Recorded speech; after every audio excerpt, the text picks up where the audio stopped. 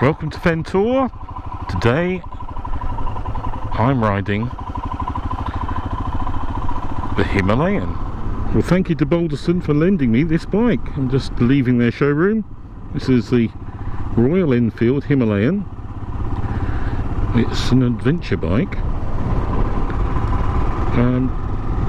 So how does it compare to what I'm used to? And will I enjoy riding it? Let's see. So first impression in this lovely Peterborough traffic is well, it's very light, as you could expect. Lovely progressive clutch, so very easy for town driving.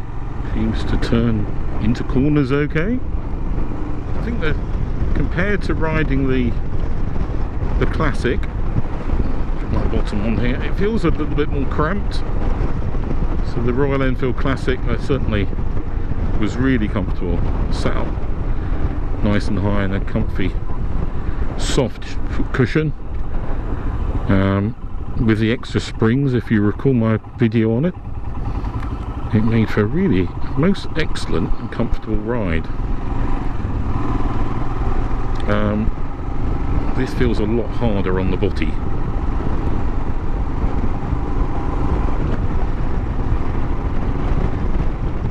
So I'm not sure what the seat height is, but it's, well, feet flat on the floor, knees bent for me, so it's a lot lower than what I would consider your usual height for an adventure bike. But again, makes it more accessible to people who aren't quite as tall as me. Makes it easier potentially to ride on tricky roads where you may have to put your foot down on a slope or something. So there are some good advantages there. So this engine has a smaller capacity than the Royal Enfield Classic 500, 400cc, and according to what I've read, 24 horsepower. So that's pretty much exactly 100 less than my GS. And currently in this traffic, it matters not a sausage really. My aim again today is to get away from the horrible roads, these ones, and get onto some really quiet, lovely quiet roads. I may even try a little bit of green laning, as this bike is fitted with some knobbly tyres. It will probably work quite well. But nothing too taxing. The weather's been dry for a long time, so it won't particularly be muddy, but it could be rutty. I'll try and overtake. Well, that's not too bad, is it? I'm not going to try overtaking the big crane up there though. Go past the car's one thing, going past the big crane's another. Current speed 35 miles an hour. Okay, now I've found what I'm hoping is a much quieter road out of the famous village of Stilton. Yes, the village of Stilton, where the famous cheese is named from. Was it invented here? I don't think so. I think it was discovered going mouldy. So that's now what you pay for. Right, so let's see how this bike accelerates. 30. I'm in fourth gear by the way. 40. That's 50. 55. 60. I'm into fifth. Now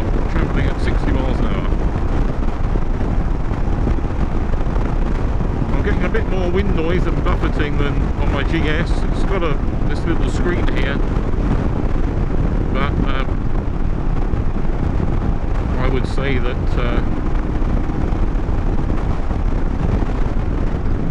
it doesn't give quite as much protection, but of course it's giving some. If you recall, if you watched my video on the Royal Enfield Classic 500, I would say there's one major difference I'm finding already, and that is vibration. This has very little vibration compared to the 500. So the 500 had, well, an enjoyable thump, which I did like, but it also, above around 55 miles an hour, the thump turned to a sort of vibration that through the handlebars wasn't so pleasant. Whereas just then, at 60 miles an hour, actually you could sustain that physically without a problem. I mean, 50, 55, oh, well, there we go. So the acceleration isn't vast, but it can move. It's more than enough actually for these sort of roads. In fact, it's more encourageable to go quicker on this by a long way than the Classic, even though it's advertised less power. Quite a bumpy bit of road here. Suspension seems to be working quite well, soaking the bumps. Although I'm feeling more of it from the bottom, the road, the actual bike itself is riding the bumps well. Just the seat, I think, is less accommodating, especially given that it hasn't got any springs like the Classic has, extra springs. Okay. But it's a superbly easy bike to ride, just like the Classic.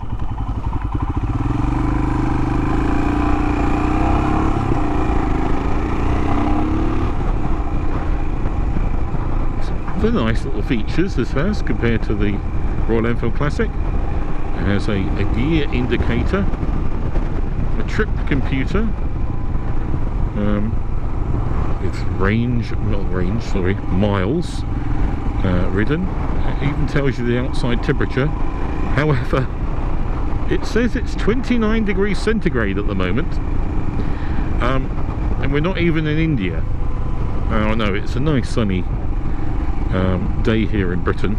It's middle of June, so one would think yes, it should be hot and sunny, but it isn't 29 degrees. So I arrived to pick this up. The GS was reading 21 degrees centigrade, so that's an 8-degree offset. So maybe the temperature, outside temperature gauge is somewhere near the engine. Now, one of the things about where I'm riding at the moment is I have not been looking at the map effectively. So I'm sort of trying to guess some roads, the ones I exactly rode on last time. Well, I think I know where I am now. But one of the things on this bike, I'm going a lot faster than I did on the Royal Enfield Classic. It doesn't seem to mind you getting up to the speed limit. Okay, it takes a little while to get there, but it doesn't tell you, no, go slow. It's not that sort of bike.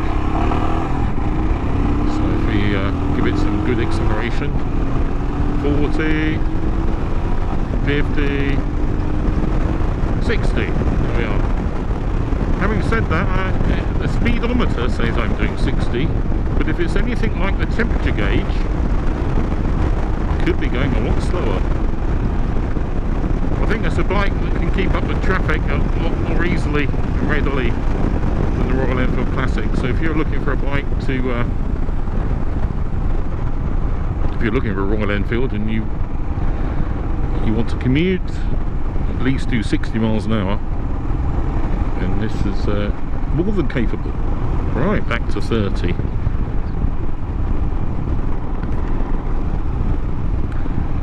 So this is where from this point onwards, where I last time rode the Royal Enfield Classic, started to find it in its element.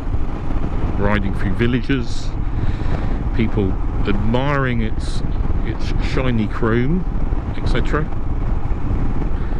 I wonder if this is going to get any admiration. Probably not. However, there's a practical device so far. It's proving a lot better than that. So I'm in 5th gear and going 30, and it's very happy going 30 in 5th gear. 5th gear is the top gear, by the way, so that's no issue. The front brake doesn't feel particularly powerful compared to the Royal Enfield Classic. Maybe it's my memory. Then again, I didn't go above, well, I only hit 60 once, briefly on that.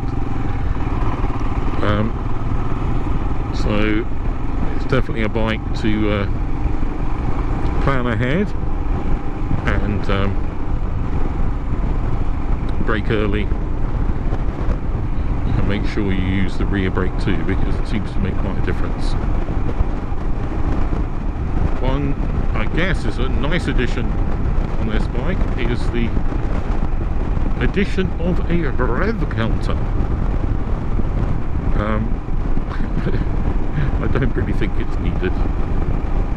So I think it seemed to be running out of steam in gear before getting anywhere near to the top of the revs back there. So I'm going to, this will become a routine for me, I'm going to stop at the same old airfield, Old World War II airfield memorial, as I did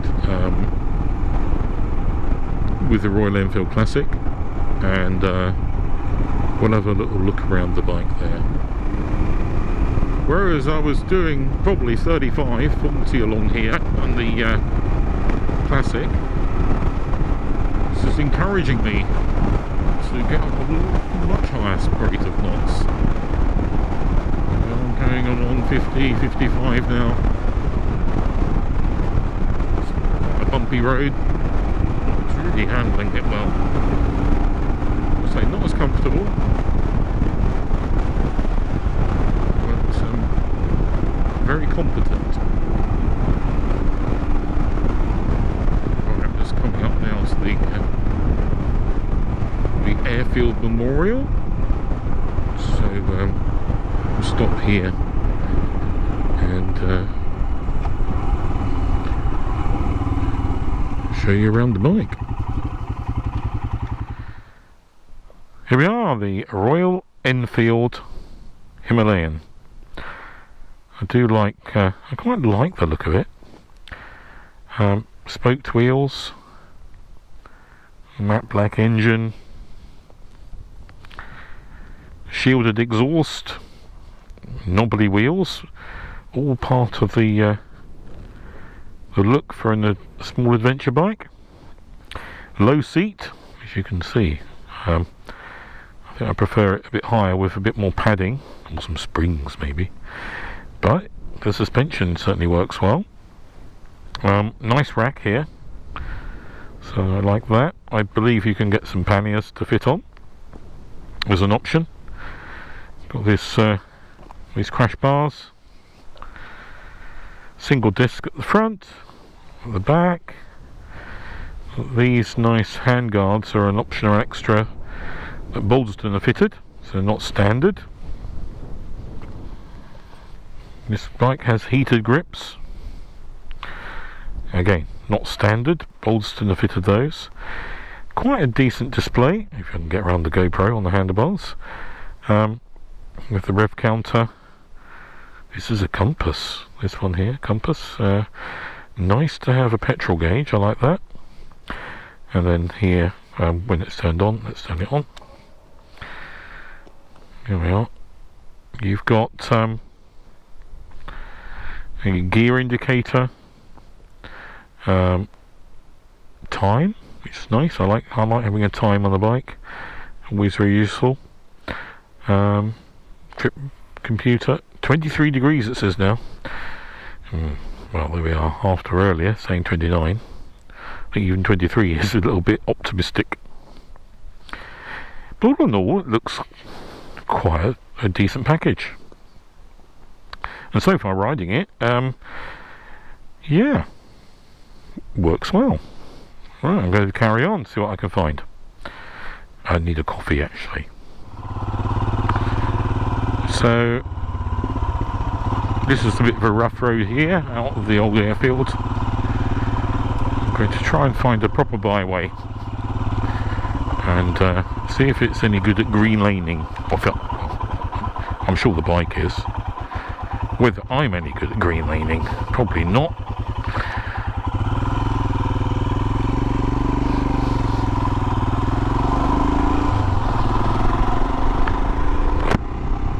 So one of the key question, why do people buy adventure bikes? Why is it called an adventure bike? What is an adventure bike? It's not really, does a bit of everything. The most famous adventure bike, the GS from BMW, been around many years now. What do people use them for? Well, all sorts of things, but mostly it's that sort of long distance adventure touring. And that's exactly why I bought mine. It's to go anywhere you want, in my case on tarmac, in comfort, in control, with power you need, carry what you want, passenger without a problem. So in terms of being an adventure bike, does this stack up?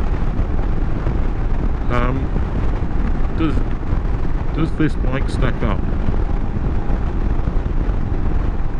compared to a fully fledged adventure bike like the GS? I think I'm trying to get a feeling for this machine, but I would think that despite it being able to get up to 60 miles an hour reasonably okay, and with the cruise, I think maybe on longer journeys you could find some frustration with making progress. I would still say that, well, that's a very pretty garden. I would still say that you're going to struggle and find it deeply unpleasant to try and use a bike like this on the motorways. I don't like going on the motorways on my GS anyway, so it's neither here nor there, is it, I guess. Depends on what it can carry. Now, I haven't looked at the luggage capacity, but I like to carry a lot with me. Spare this, spare that. Toothbrush, of course. Cameras, yes, they take up more space than you think. Mine do anyway. Drone takes up a lot of space. I carry a tyre inflator, carry a puncture repair kit, phone, battery chargers. One of the great things of the GS is it has the power socket I can charge my batteries from. But then it's a hugely more expensive machine. Hugely more expensive. So could you have adventures on this? I think you actually could, as long as you were modest with what you're going to achieve. I say modest with what you're going to achieve. As long as you kept to the quieter roads. So if you were to plan something using A and B roads, maybe that wouldn't be ideal, but B roads, C roads, cross country, even the green lane, as I'm going to try and find out, could be more than possible. I'm going to pull over here because the green lane is to the right there.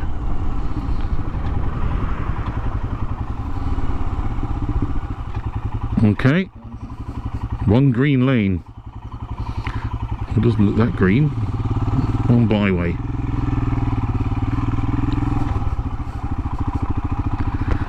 So, how do we get on here? Best to stand up.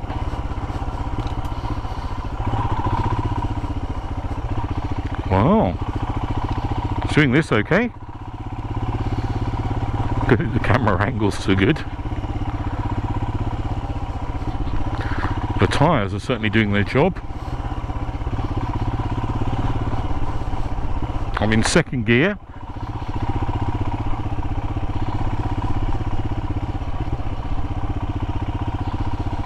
Looks a bit stony. No parking, no fly tipping. Right. God, it's bumpy there. But it's doing it okay. What super. I wouldn't do this on the GS with its road orientated tyres, but these tyres are certainly gripping well. Don't feel any issues at all really. Oh, it's quite smooth now. I can sit down. Oh, it's just nice. So I did switch from the camera facing me while staying up for obvious reasons.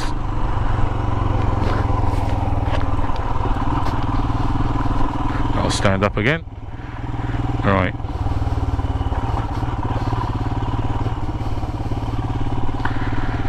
So there you go. This bike can do green laning, not a problem. And that's a complete rubbish rider like me, who's never ever goes off-road. Well, not on a bike anyway. Land Rover, yes. Can't fall off a Land Rover. Now if this is all muddy, then it'd be a different matter, wouldn't it? Oh, well that's really quite cool. Yeah, I enjoyed that. Absolutely super. Wow, that was good. Back to tarmac. If one of the things you like doing is green laning, and you want a bike to commute, do some adventure touring on, but as I stipulated, I shouldn't say that word, should I? As I suggest on quieter roads, then yeah, why not? What I would do, if you're thinking about buying one of these and you were going to go touring, and you realise, you know, there is that sort of limit in performance,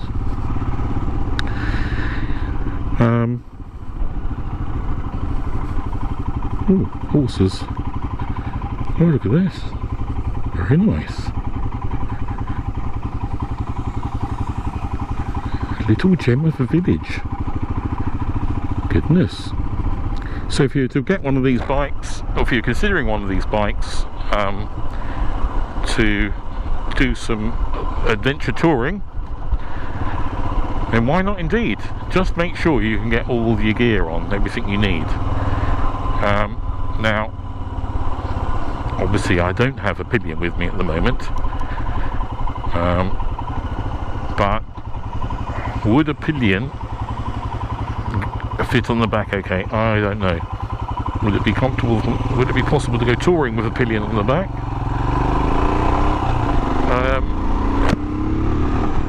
Probably very difficult if you wanted your pillion to have any spare clothes. Just entering Oundle, and going to find myself a coffee, and this time I'm going to try one of the other coffee establishments. I think I counted at least 4 when I was here last on the Royal Enfield Classic. Alright, so cafe bar number 4. I said there was 4 and that one says number 4. Let's go here. Coffee Taverns, where I went last time.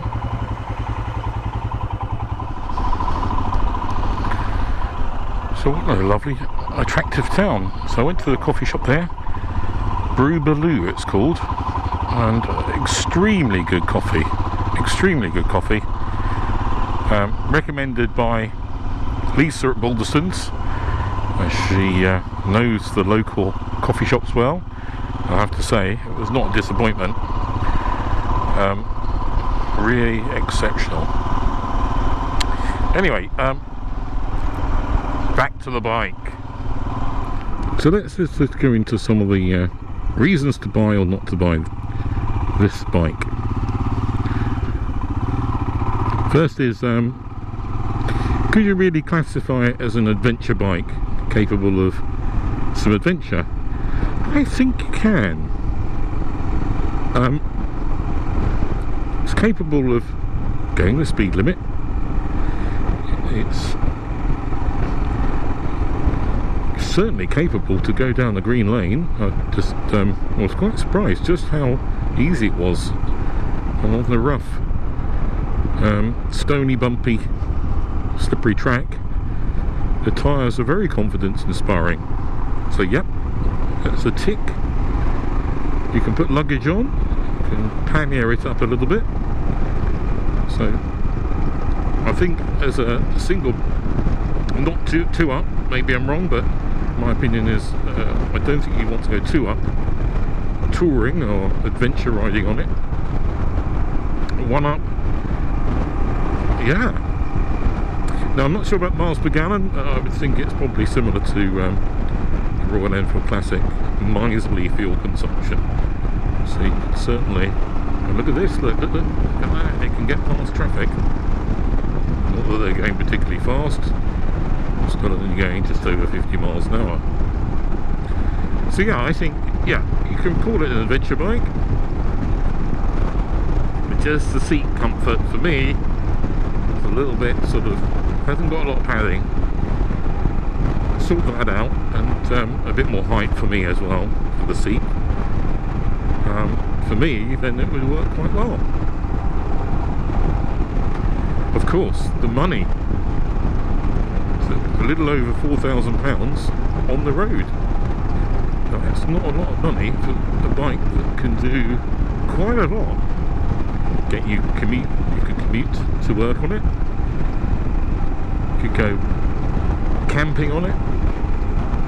Green lane on it. What doesn't it do well? It looks alright, but I don't think anyone's going to give it a second glance. So if you want to park at the pub and have people say, oh, what a lovely bike, then you need the Royal Enfield Classic if you're in this sort of price bracket. Now, of course, one of the other bike range, I should say, that Balderson sell is BMW. BMW have a similar specification bike, a GS310. But I'm hoping to ride that for a comparison. I believe the 310s are maybe slightly more expensive. But is it that much better? I've heard from people who've ridden both that they prefer this. So keep an eye out on Fentor. I will hopefully review that soon, so you can and then give my opinion as to which one I would prefer, or which one I would recommend, considering price, looks, practicality, comfort, all those sort of things. But this is certainly not going to disappoint people, and I think for those of you who've probably think a GS is like, oh wow, I'd love one, but I'm not tall enough, it's a bit scarily big, or far too much money. Probably a combination of all of that, because they are not cheap. Then this could be the answer. Proportionally, compared to the cost of a GS to the cost of this, is it that proportionally worse? No, it's not. Can you do on this, if the price is £4,000 and a really well specified GS is £17,000, then do some sums and you can see it's a significant amount of money extra.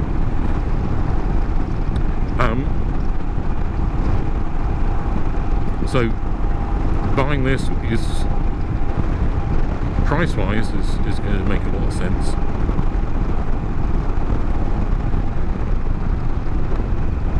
I've been riding, how many miles?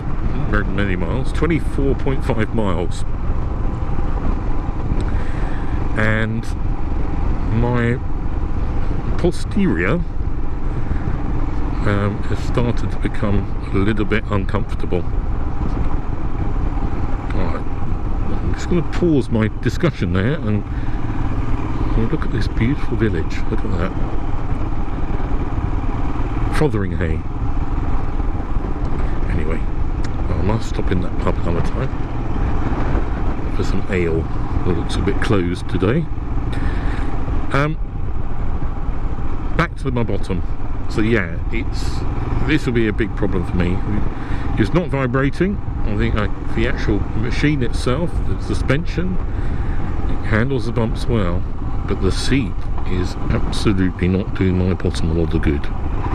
I've got a bony bottom, not a lot of inbuilt padding, and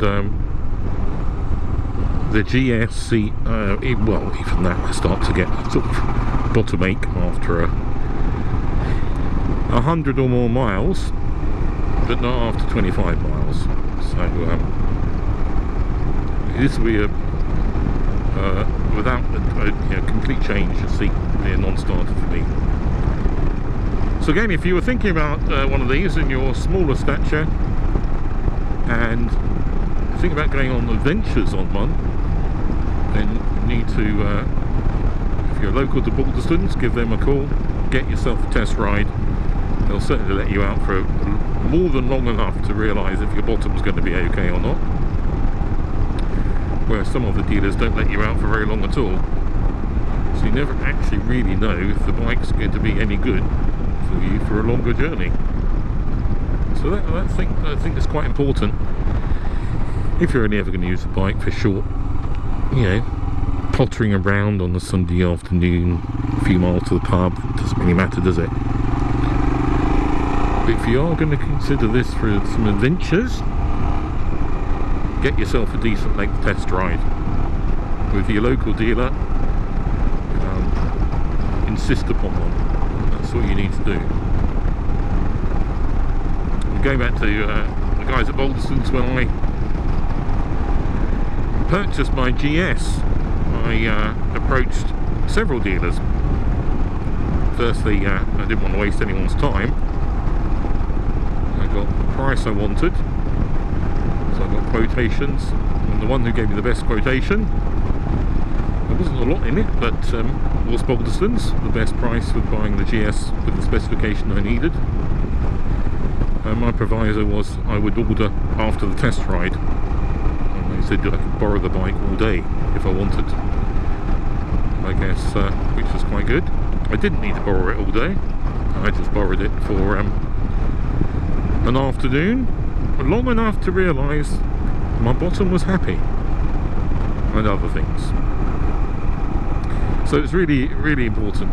If you're spending, remember, it's £4,000 or £15,000, no matter how little you're spending, £4,000 is still a huge amount. Well, little, doesn't matter, it's £4,000 bike. You still need to test ride it for a decent period of time. You really do.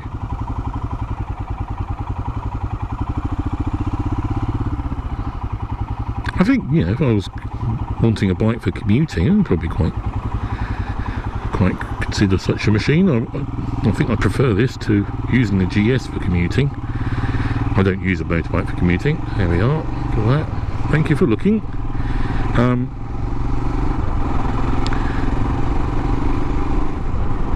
I'd want something like this sort of size. Really easy to manoeuvre, very nimble, light, narrow. Not the GS is that way, but it's certainly got a bit more width than this. So yeah, I think this would make an excellent commuter bike. Another pretty village. This is the village where I got admiring glances from a man in his garden when I rode past with the shining Royal Enfield Classic Thumper.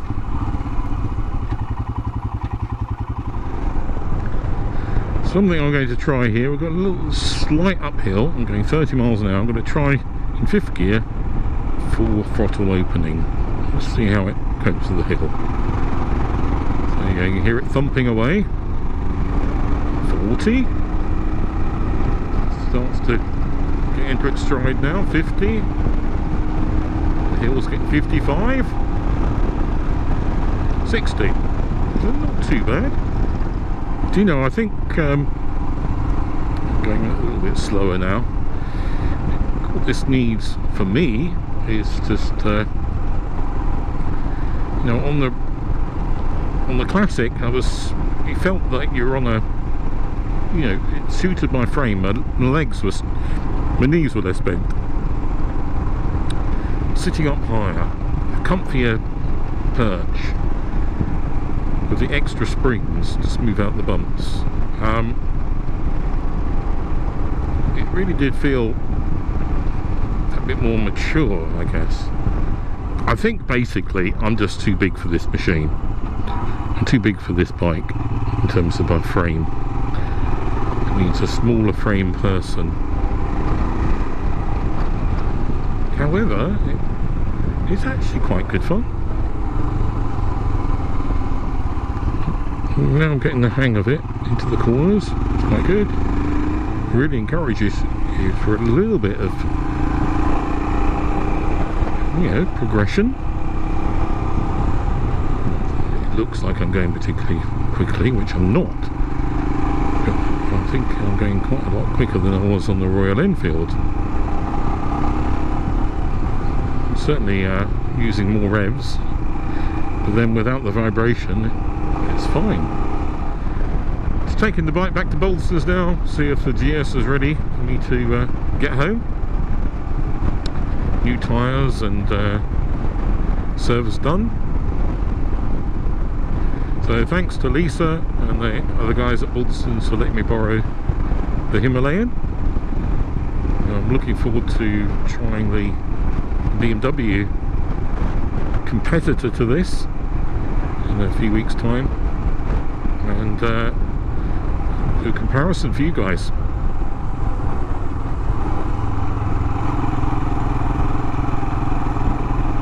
So again, if you're thinking about such a bike and the budget suits you, get yourself a test ride.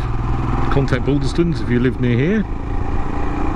They'll be more than happy to get you out for a few hours, or your local Royal Enfield dealer, wherever they may be. We are right. We're now arriving back at Balderson Motorcycles, and yeah, it's a fun bike. Hope you've enjoyed my overview of it. Catch up with you next time.